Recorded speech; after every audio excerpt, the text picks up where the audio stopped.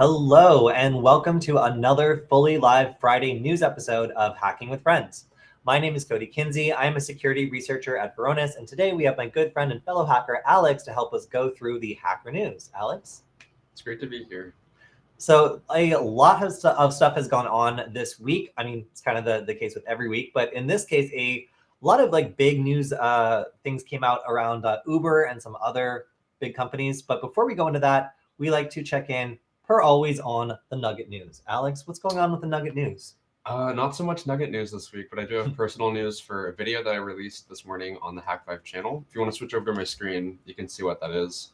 So this is basically a follow-up on the video that we put out last week, which was creating a $10 malicious payload that could be mailed to a corporation, and this could be used in order to basically host a phishing page that snags corporate login credentials. So this demonstration used a pretty cheap and ubiquitous Wi-Fi microcontroller called the ESP8266, which you can see I'm holding here. So I created that as a proof of concept for the warshipping video that we put out last week. That was our flagship video. As a pretty high-level overview of how these attacks work. But I created this video here that went out today as a follow-up. So if you guys want to try creating this project on your own, and you guys have either a Wi-Fi Nugget, which is our personal project and platform that supports this microcontroller, or if you have any other ESP8266 based board, then this will work on that as well. So if you guys want to check out this video, I have instructions for how to get that project set up on your device. If you want to check out the GitHub repo, there's further instructions here at alexlin/ESP8266 warshipping. So if you want to try building and flashing this project from scratch, you can see the build parameters here. There's a basic walkthrough. You can see a list of some of the features of this payload. So for example, you have Wi-Fi geofencing. So the package is able to determine when it makes it in range of the target company. It gathers basic Wi-Fi reconnaissance on employees or other access points and Wi-Fi devices nearby. And then some other cool stuff that can be used for enumeration, like CSV logging and stuff like that. I'm going to be updating these instructions a little bit. I made some promises in the video that I would include documentation on how to enable deep sleep mode and some other stuff like that. So stay posted. To change the SSID name. Yeah. So stay posted for when that stuff comes out. As it pertains to Nugget stuff, I'm also working on porting a version of this project over to the Wi-Fi Nugget. So if you guys aren't familiar, I believe you're holding one. I am holding a Wi-Fi Nugget. Yeah, if you guys aren't familiar, this is our personal platform that's great for getting started with Wi-Fi hacking. It has a built-in screen, buttons, and a gamified cat interface that you can use to follow along with Wi-Fi attacks. So working on porting this over to that as well. So it's a lot more beginner-friendly and easy to get started with if anyone's interested. And then the last thing I have, we already got some questions on this video. So people were asking for a less technical walkthrough of this, or also a breakdown of how you can prevent these attacks. If you want a less technical overview, you can check out our video from last week. That one is very high level. In terms of mitigation or protecting yourself from one of these attacks.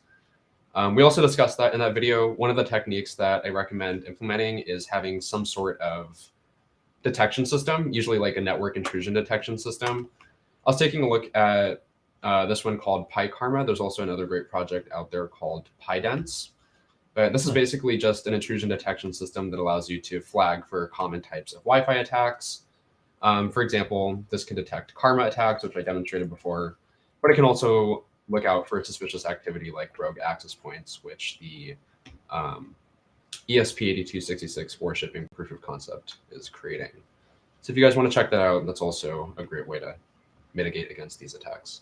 Yeah, and as somebody in the comments of this video pointed out, we did have warnings in here about, I hope, about how you're not actually allowed to send batteries or packages like this through the mail unless you were, actually looking into the laws around shipping LiPo batteries and very sure that what you were doing was legal. So do not go ahead and follow this project blindly. There are some warnings in here. I hope lots of them about shipping LiPo batteries. So just if you're going to follow along, make sure you're not actually shipping something that looks exactly like the one pictured in this video. Right. Someone also says, aren't there some operation security risks associated with Shipping a device like this, especially with intending to return it to your address, I feel like at a large company, this might cause a bomb scare or worse, cause you to be raided upon collecting your return package.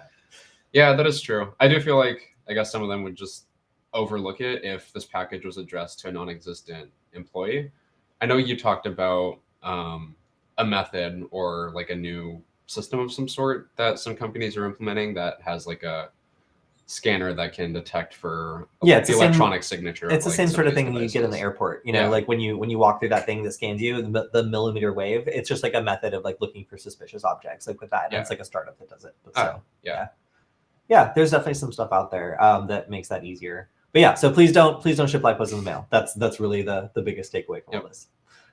So, all right, over on my screen, we have a video that came out last week, and it is getting a lot of attention. So it's got 52,000 views, and it is a hour-long marathon of just me talking about my favorite Wi-Fi hacking tools. I have never done a video like this before. It was very technical. It was super hard to do. But hello, if you're just discovering me from this video, then it's nice to have gotten a lot of subscribers from this.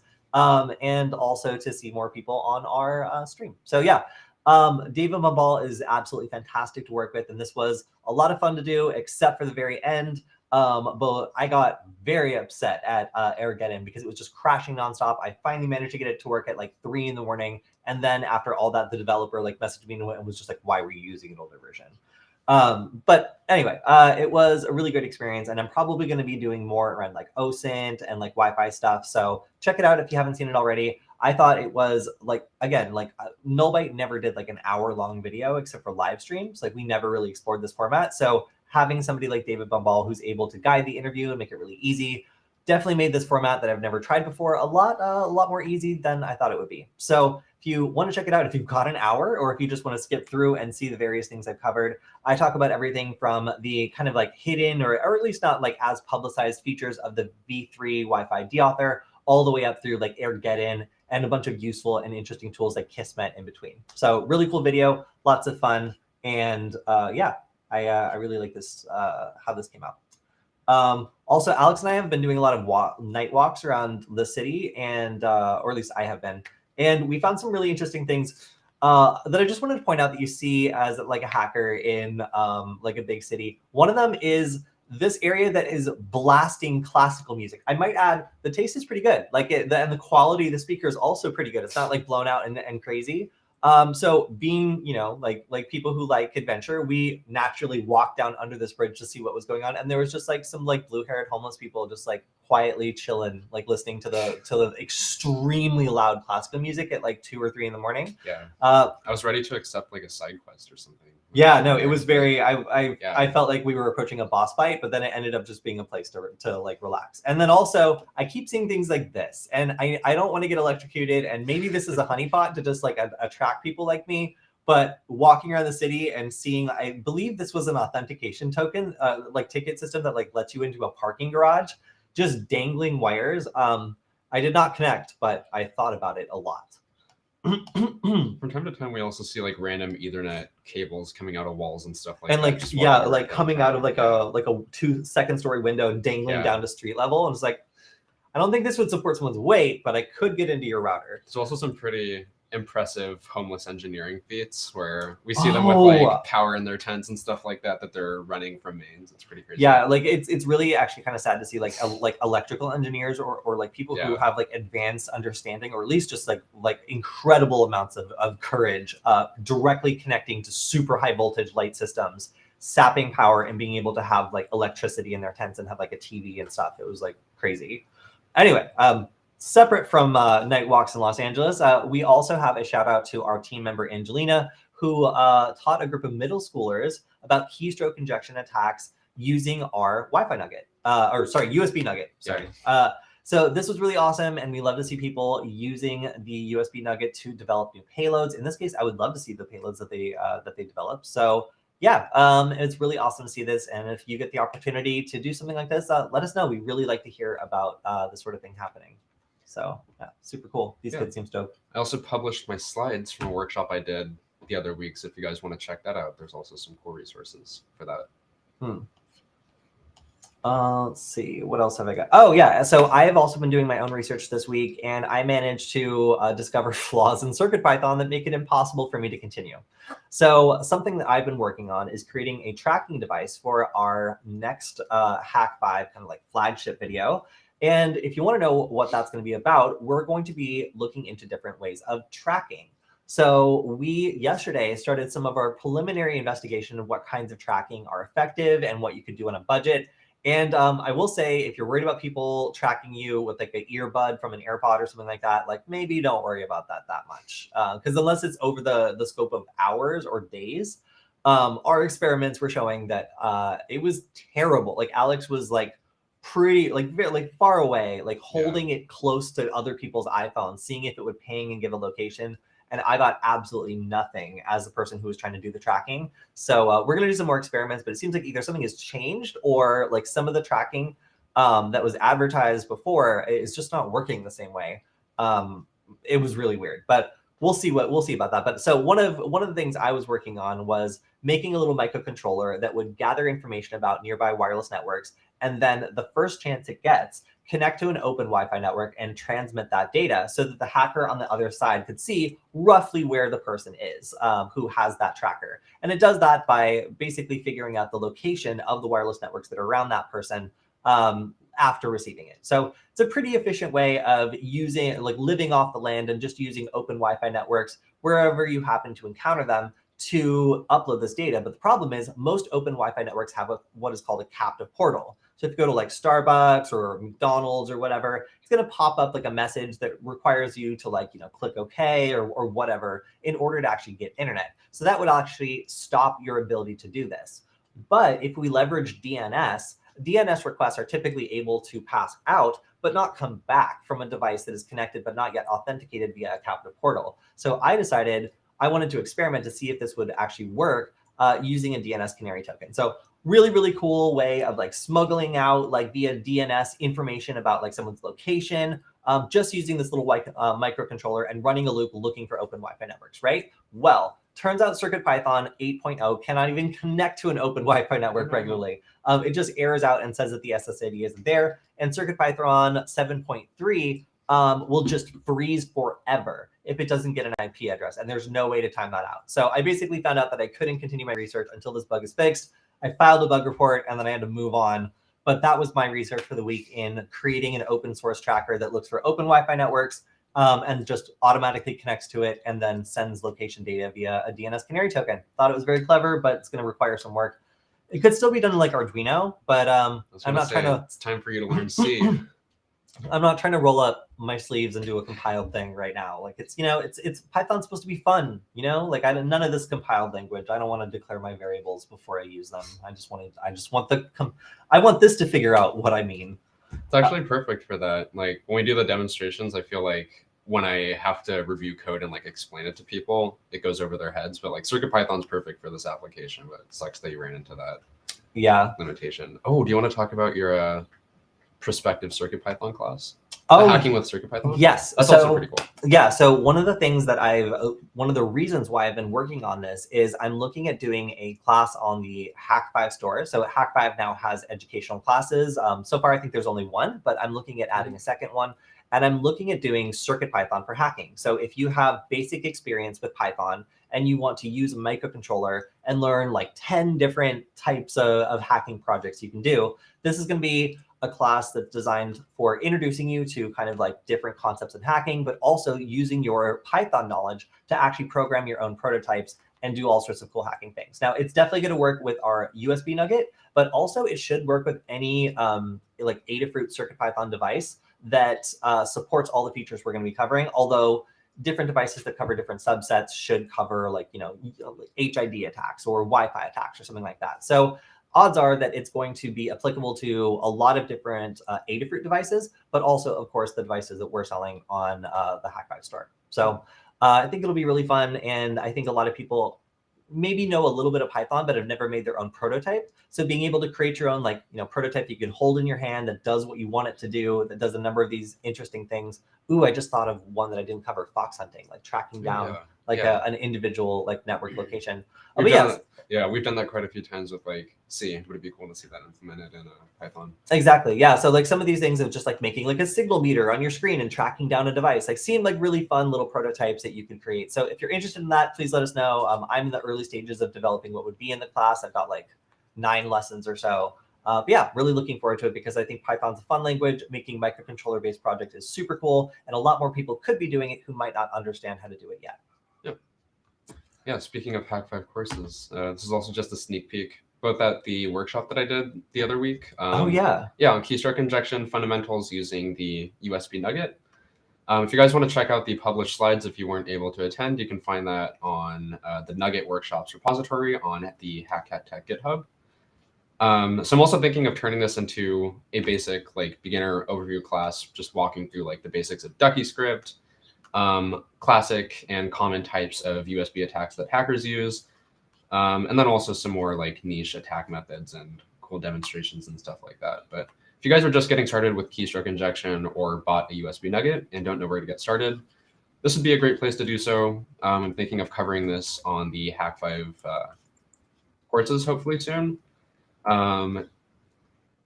And towards the end of these slides, I also cover some more, as I said, like niche attacks like remote exfiltration, side channel exfiltration, and things like that. I'm going to be maybe hosting a workshop about that in a couple weeks, covering some of these more advanced attack methods. So if you guys want to stay posted for that, you can check out our meetup group, which is Cyber Weapons Lab Los Angeles. You can just search that up. Yeah, and hopefully I'll see some of you guys there. Awesome. One thing I wanted to point out that I almost forgot is I developed another tracking method for our video that involves the Wi-Fi coconut.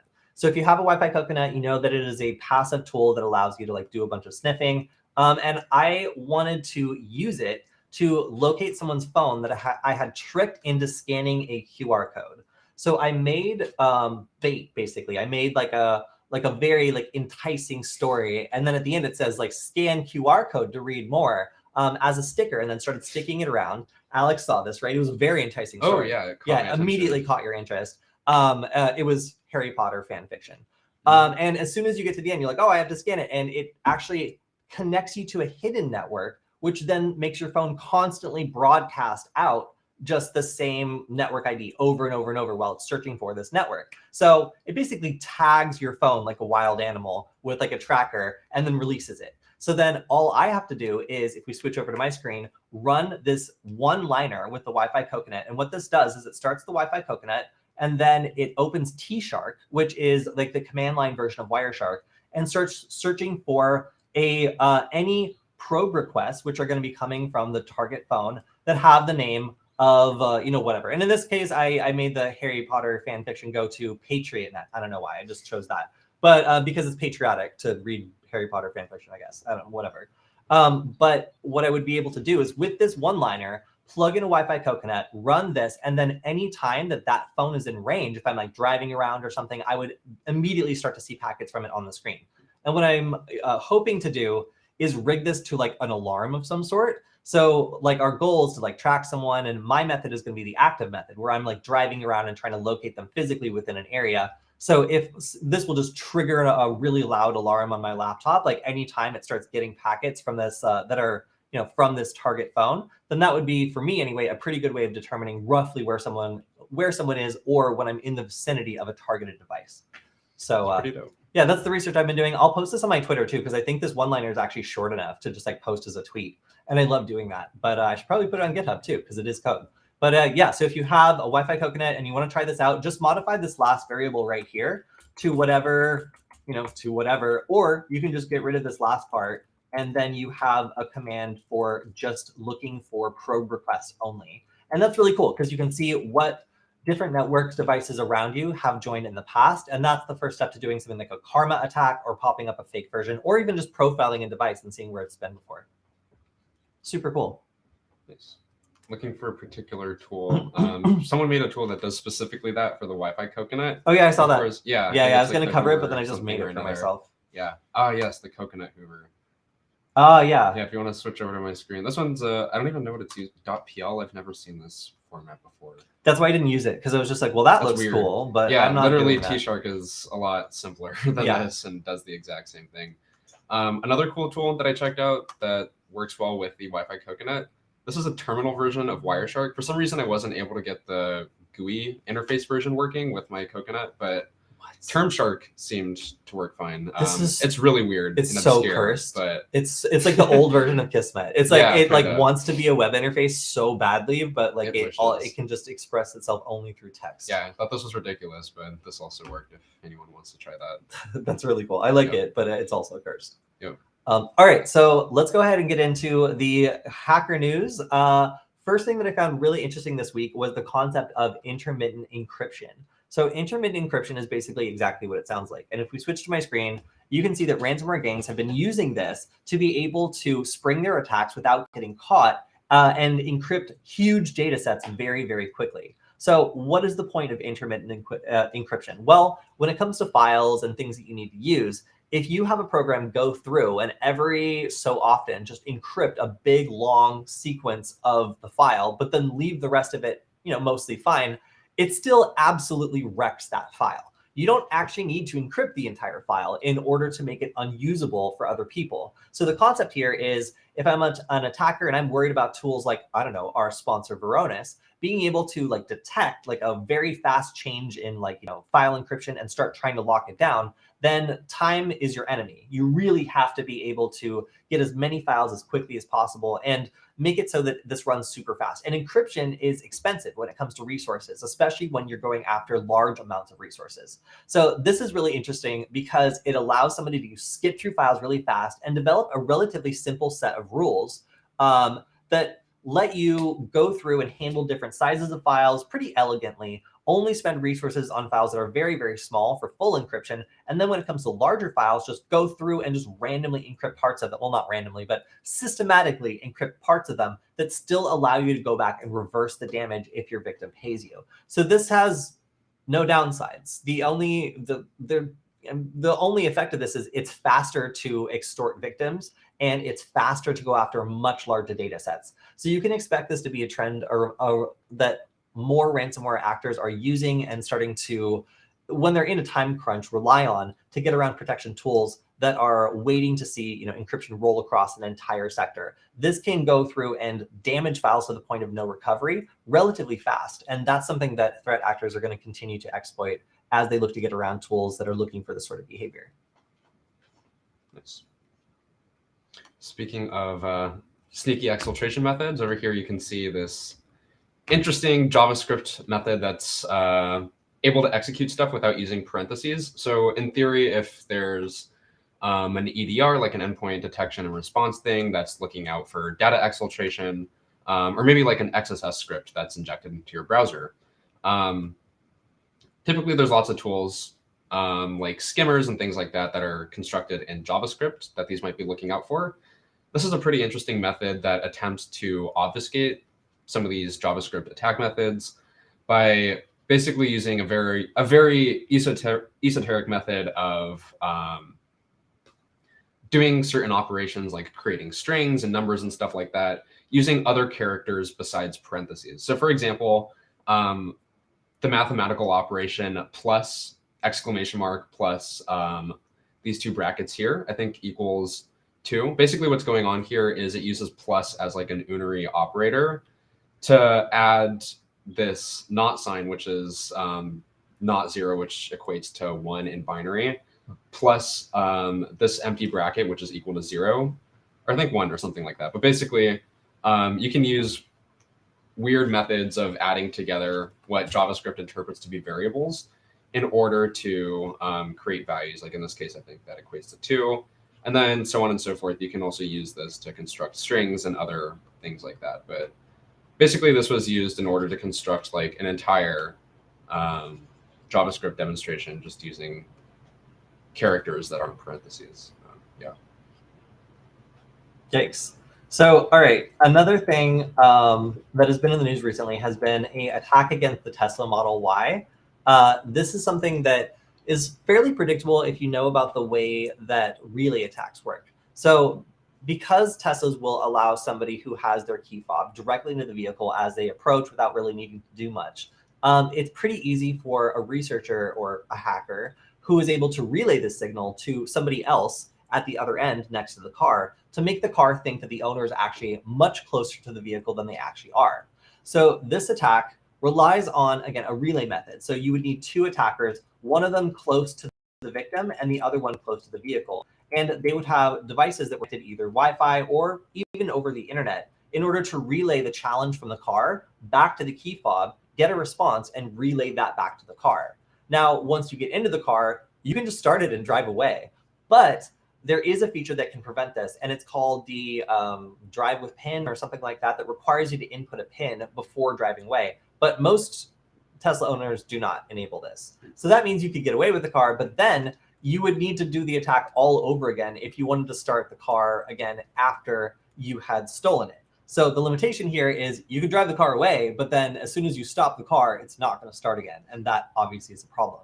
Now, there is the ability to add a new key, but you would need to be close to the key fob to do that. So this would actually be two separate relay attacks you would need to pull off in order to also clone a new key, which would be challenging but not impossible for a dedicated threat actor. I've seen some attacks where people are able to amplify the signal to the point that a sleeping user, or just if you have your key on a key hook near the door, is enough to perform this sort of relay attack. So Tesla's been targeted by this sort of attack before, and the fact that this relay attack works just means that they're not doing some timing control or some other authentication challenges that can be done in order to eliminate things that are going over the internet or things that are not a direct connection. Because this is not a new attack. This has been around for a very long time. And in fact, it's been used against key fobs, to effectively do the same thing and make it seem as though the key fob is next to the door, when in fact, there's two devices that are kind of bridging that gap. So interesting to see this attack leverage against Teslas, because obviously that's a pretty hefty thing to be driving away with for just a relatively simple attack using a Proxmark. This is a pretty cool write-up that I was reading the other week on some of the different methods that can be used to break into cars, one of which is the relay attack that you're talking about. One of my favorites, I don't actually know how to pronounce this. I think it's the BRUIJN Sequence. This one's pretty cool, but someone on Twitter had basically a single-page printable sheet that you could use to input into a keypad that takes about 10 minutes to completely input. And you can use this to basically brute force a whole range of different cars that have these keypads on the door handle. And the way this works is this is a type of mathematical sequence where basically you have a range from 0 to n being some arbitrary number, maybe 10,000. But using a mathematical formula, you can derive a really large number that's a combination of every number from 0 to maybe 10,000. And it rearranges it in a way where you can find every instance of 0, 1, 2, 3, 4, all the way up into 10,000, arranged in a very efficient way where it's basically overlapping each other. And the way this works is the keypad systems on these cars, typically, they can't tell, or they don't really have a way of regulating how many, if you input the password wrong. So in theory, you could just keep on pressing a bunch of keys until the sequence is correct. And using the BRUIJN sequence, this is the most efficient way to input every combination of numbers up to 10,000 in just a matter of minutes. Is it this device that I see in the thumbnail? What do you mean? So in the thumbnail, that article you just had up, there was a down. Yep. There. Is that Oh, no, I think that's that thing that looks like a bomb? Sammy Camcar's project, but no. Okay. Here it is. So this is a printable sheet. Hopefully it loads in a second. Yeah, so this is basically a combination of, let me enlarge that so you guys can see that. So typically these keypads will use a 5-digit code to unlock the car. And this sequence here contains every combination of 5-digit sequences. Yeah, every combination from 0 to 9 that could be inputted in order to open up a car, just using this sheet here. And purportedly it takes 5 to 10 minutes in order to do that. So I thought that's pretty cool. All right, so over on my screen, we have a pretty sophisticated attack that uses what I would consider to be a very, very difficult to detect technique to steal, well, Steam accounts. So it's always interesting when some of these like relatively sophisticated phishing techniques are used for like gaming credentials and stuff like that. But that is exactly what is happening here. This also appears to be a relatively limited group of people that have access to this tool. So it's not something that's being sold like commercially on the darknet. It's more of a group of people that get together on like Discord or something and then use this to go after targets. So typically they will bait people with tournament play. They will say, hey, like we're part of this sponsored group. You're such a great gamer. We really want you to come and play in this tournament. So here's a link to our sponsor.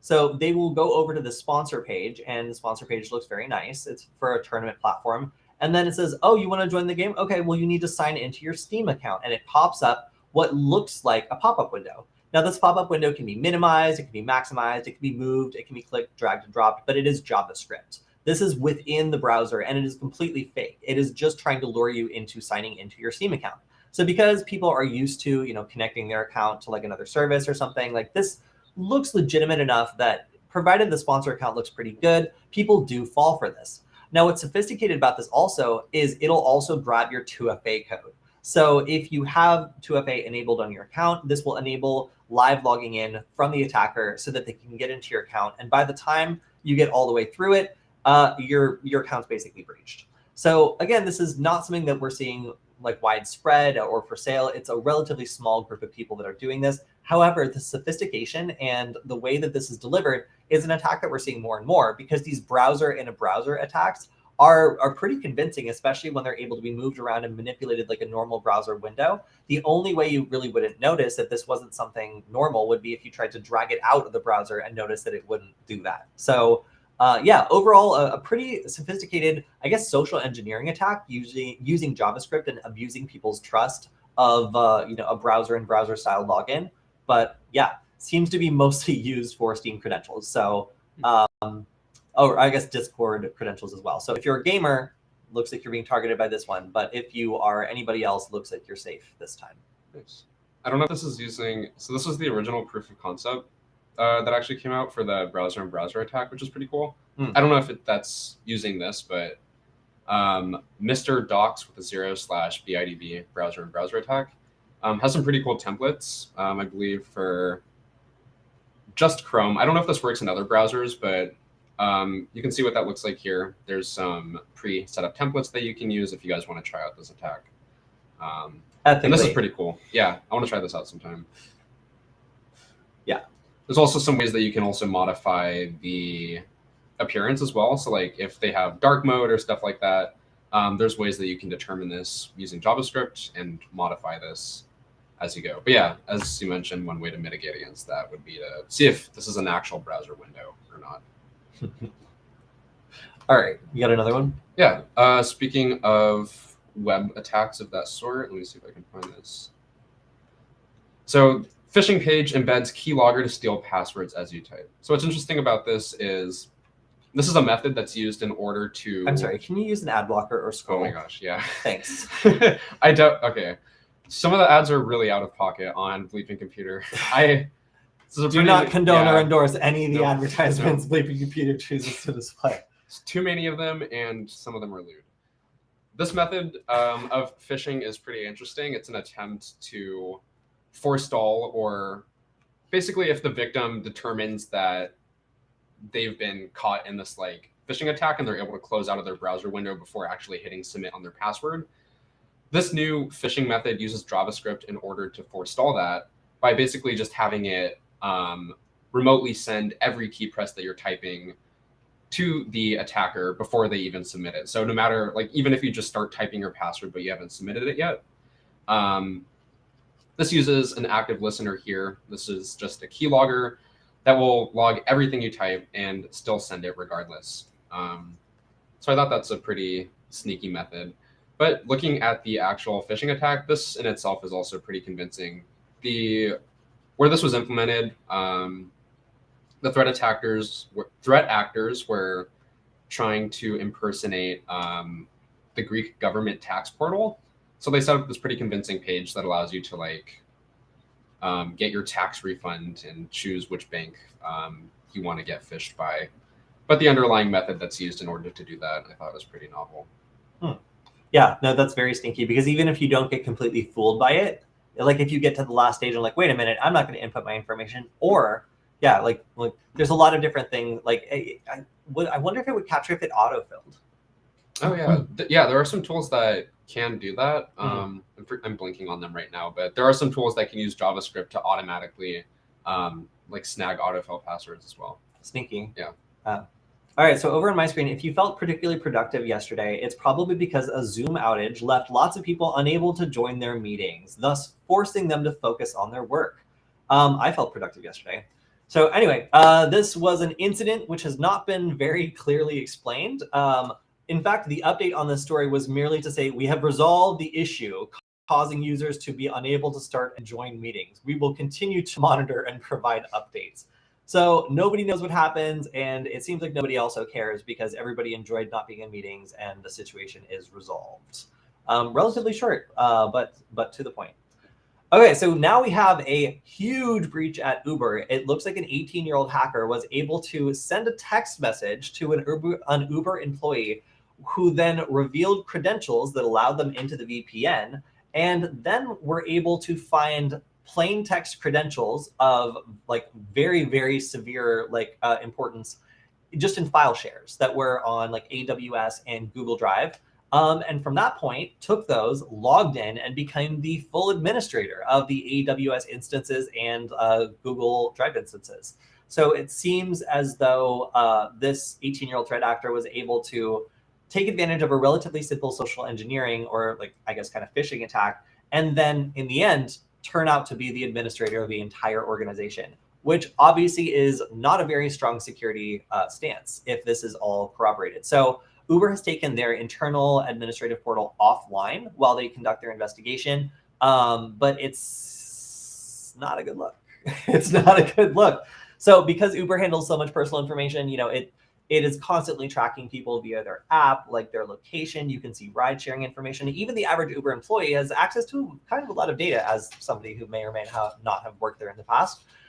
It's pretty surprising that you could go from a text message to the administrator of the entire AWS organization in that few of steps, especially if you're not somebody who's financially motivated and you're just like an 18-year-old who's probably honestly going to get a killer job if you don't end up in jail for a little bit. One of the things that was breached, I don't know if you saw this, I think it was, the HackerOne disclosure thing for Uber was also breached. So a bunch of vulnerabilities that were both submitted to Uber and also by Uber, I believe, were accessed by this threat actor. So that's pretty scary. Yeah, I think HackerOne already shut that down or whatever, but yeah, that's out there. Yikes. Yeah, it's if there's 0-day vulnerabilities that have been reported but not fixed yet, then that's obviously a pretty valuable thing that could have been stolen as well, which you typically don't really think about that. But with an active software development program that has bugs that haven't been fixed yet, that could actually be one of the more valuable things that was stolen. Kind of interesting. All right, so then we also have, speaking of companies that start with the U that have had data breaches this week, we have U-Haul. So U-Haul has disclosed that they had a customer data breach that involves the driver's licenses of their customers. And I'm laughing because I have rented a U-Haul. So there were 2 apparently unique passwords that were used to breach the account. Not a lot of other information was made available aside from the fact that it's not credit card data, just your driver's license. So it's still not completely clear how much data was breached here, and we're waiting to hear a little bit more information about it. But yeah, still not great for people who rented a U-Haul if you want your driver's license number to stay private. Nice. Just doing a little internal damage control here now thinking about that. You got another one up? Yeah. So this is an interesting tool that I discovered this week called Winshark. Yes, I always have to make this text bigger. Cool. So this is a cool tool that I discovered, which is a plugin for Wireshark. It's called Winshark. This is specifically for event tracing on Windows devices. So I'm not really too familiar with how the Windows kernel and all that works for all of you people that are using Windows out there. But this is a great tool for being able to debug basically user space or user land applications and do stuff like packet tracing for specific process IDs, applications, stuff like that, and be able to pipe that directly into Wireshark and use this to trace packets from those sorts of things. So I thought this was a pretty cool plugin. Of course, on Linux, there has to be something like this, I'm sure. A great thing, I guess, that's on par with that, that I was reading into before was the extended Berkeley packet filter. So there's a ton of different apps out there like Cilium and stuff like that that can also be used, I guess, for like event tracing in a similar sense. I personally haven't tried that out, but a pretty cool repository that I discovered. Let me see if I have that pulled up, or maybe I don't. Is this tool that I was mentioning called Cilium. So I've been looking a little bit into how the extended Berkeley packet filter can also be used for doing this like low-level debugging and tracing and stuff like that, basically at the kernel level. So what's really cool about this is this lets you get access to like lower-level APIs than you would typically be able to interface with for like doing network stuff at an application level. So this lets you do, as I said, like packet tracing, event tracing, and stuff like that at the kernel level. And basically, yeah, this is a pretty great framework for doing that. And I'm sure there's some alternative to this application that would work on Windows. But since Windows is convoluted as it is, it's really cool to see that this plugin exists specifically for that. So down here, you can see some of the use cases and applications for this plugin. For example, you can bind it to specific process IDs, I believe. Yeah, so you can start up a packet capture, and you can use this command like wireshark.header.processID is equal to whatever, and use this in order to bind it to particular processes or applications that you might be running, and be able to debug them here. Interesting. Yeah, that's all I have for that. Wait, what is this useful for again, though? Like what? Like event tracing kind of stuff. So if you wanted to, if you have like a program or an application that's doing like networking stuff and you want to see like where it's screwing up, you could use this in order to pipe over like all the packets that are coming out of a particular program into Wireshark. Okay, yeah. cool. The issue with that usually is like observability isn't that great in like the user space, like applications and stuff like that. This typically requires like really low level access to like the kernel. On Linux, that's a little bit easier since there's stuff like kernel modules and also like the eBerkeley packet filter. Windows is a little bit locked down as far as I know when it comes to like accessing these things. I don't really know too much about how it works, but it's really cool to see that this sort of event tracing application exists. All right. For Wireshark. Nice. Yeah. All right, so over on my screen, we have a stunning display in what an ad blocker will do for your experience with Bleeping Computer. You can see that the rude and lewd ads are gone, and the website looks clean. So nice. If you are looking for a great ad blocker, I would say, what am I using? uBlock Origin, because it has completely removed the lewdness from this website. Or like lewd block Origin. Yeah, like lewd block Origin. All right, so this story is concerning. And what's interesting here is that Microsoft has completely disagreed about the severity of this bug. They're saying that it is not a bug and thus does not merit being fixed. However, I am predicting that this is going to become an extremely popular way of getting privileged access or moving laterally through a system by an attacker who's gotten an initial foothold on a computer. So what is going on here? Well, it appears as though Microsoft Teams is storing authentication tokens in plain text, and Microsoft doesn't think this is an issue. So attackers, well, in this case, researchers, were able to simulate attackers and access those tokens to gain access to the Outlook and Skype APIs just from getting access to these tokens that are in the cookies folder. So obviously, this is not great to store tokens in plain text in a way that requires no special access to be able to use to gain access to all sorts of other services. So if I was an attacker and I knew that there were plain text credentials just sitting in this file that I don't need to be any sort of elevated user to gain access to, then boom, I'm going to use them to turn around and pivot into other services because like that's obvious. Like that just sounds like fun. So Microsoft, again, disagrees, and a patch might be released, but in this case, it's just stated that says it's not actually an issue. It's more of a feature, I guess. So info stealers typically target these sorts of vulnerable or exposed tokens in order to expand what they have access to. So typically, this is something that you'll see in commercial malware and also very targeted malware in order to expand kind of what access the threat actors have to different services, like depending on what they can find exposed. And in this case, it seems like there's a lot. But Microsoft has published a response which does not meet our bar for immediate servicing, as it requires an attacker to first gain access to a target network. Okay, sure. Yeah, but like once someone does, though, it sure seems like they could log into a bunch of other stuff. But you know, who am I to say that? Breaches never happen. Yeah, it's impossible. Yeah. So another quick story from Bleeping Computer is hackers messing with the direct payment options for healthcare providers. So this is a scam where they will attempt to obtain login credentials via phishing and pretty standard methods, and then go in, and the only thing they really do is they don't do ransomware, they don't do other stuff that raises alarms.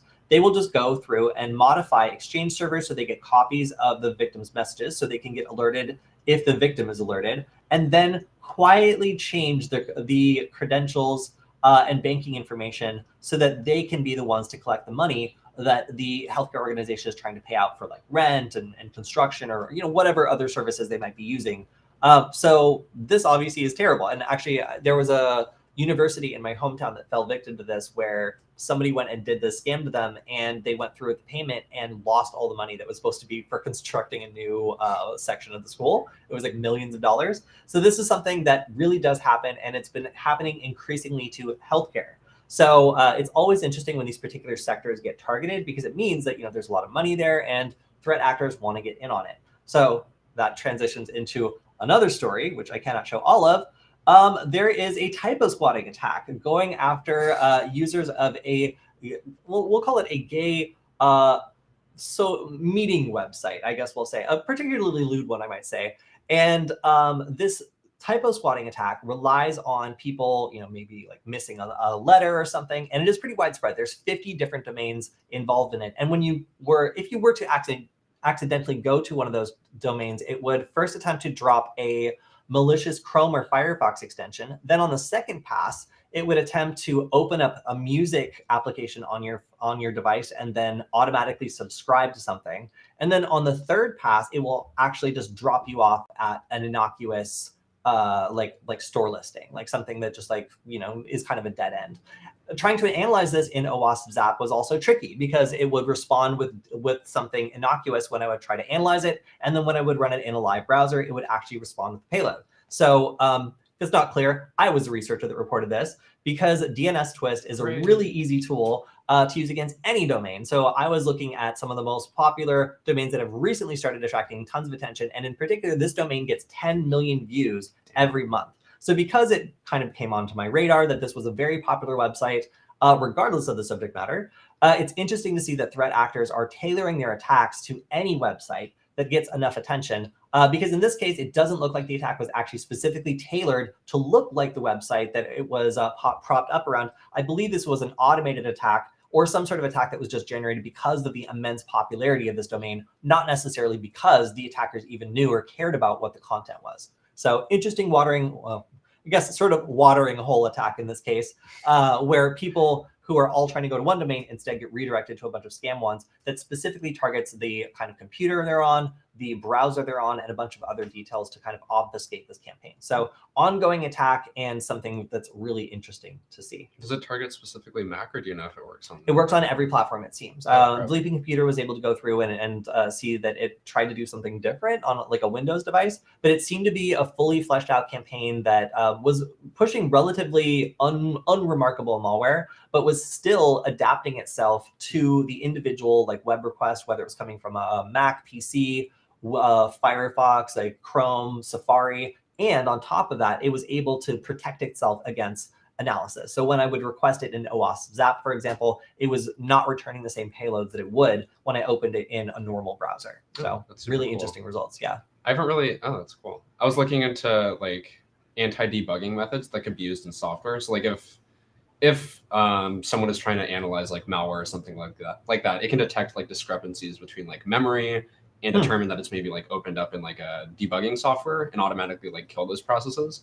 I haven't really thought about like anti-debugging like web stuff. That seems pretty cool. Yeah. I never thought about that. It was really interesting to see like how it was giving me different responses for like every different thing that I was trying to request it with. So again, I'm not a reverse engineer, so like I had to rely on other people. And the Bleeping Computer people did a lot of like research themselves, and I was just like, hey, there's a campaign here, like you guys figure it out. And they were the ones who were brave enough to actually download the malicious extensions and like try to figure out what they did. Yeah. So with like OWASP, that uses, you showed me that interface before. That has like the heads-up display or whatever, so you can open it up in like a regular browser, right? I was thinking like, oh, I was wondering if it was like checking for maybe like the user agent and like determining if it's showing as like OWASP or like Burp Suite or something like that. No, it uses a regular, but browser. It just uses a browser, Like, just like a hooked browser. So like it might be detecting something with like breakpoints or like the way it's loading or something like that. Like, I'm not really sure. Yeah, I'd have to take a look at the exchange and see like exactly if there was like some sort of like thing that allowed it to identify like a forensic tool. Yeah, that's cool. Yeah. All right, so we're almost out of time. Got any more stories for us? Yeah, this is probably the last one I'll cover. So this is a pretty cool tool called Masscan. So this is basically just I know Masscan. Yeah. Yeah. It's a pretty dope tool. It's pretty much just like a mass TCP port scanner that you can use to scan and profile the entire internet if you so wish in under 5 minutes, as it claims. So this allows you to enumerate for like certain types of ports that might be open. So maybe all open SSH ports on like port 22 or like something like that in just a matter of minutes. So of course, this can also be used locally. There's some pretty cool parameters that you can use here to do reconnaissance and stuff like that.